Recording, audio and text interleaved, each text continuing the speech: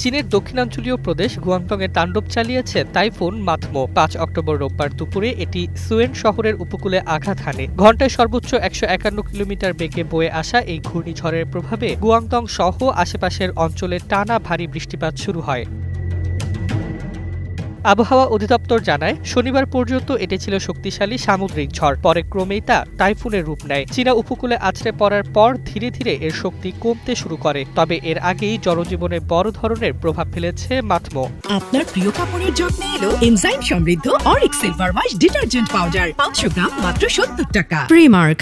এই দুর্যোগ এমন এক সময় এসেছে যখন চীনে চলছে বছরের অন্যতম দীর্ঘ ছুটি। গত বুধবার থেকে শুরু হওয়া ৮ দিনের ছুটি উপলক্ষে লাখ লাখ মানুষ পরিবার পরিজনের সঙ্গে ভ্রমণের পরিকল্পনা করেছিলেন, কিন্তু টাইফুনের কারণে সেই আনন্দ ভ্রমণ ছন্দপতনের শিকার হয়।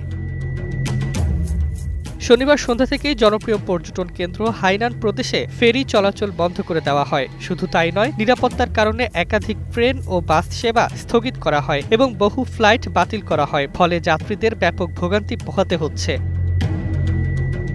এর আগে গত সপ্তাহে ফিলিপাইনে টাইফুন মাথমোর প্রভাবে ভয়াবহ বন্যার সৃষ্টি হয়। এরপরই এটি উত্তর পশ্চিম দিকে অগ্রসর হয়ে চীনে প্রবেশ করে। আবহাওয়া বিশেষজ্ঞরা জানিয়েছেন, উপকূলে আঘাত হানার পর ঝড়টির শক্তি দ্রুত হ্রাস পাবে এবং তা সাধারণ নিম্নচাপে পরিণত হবে।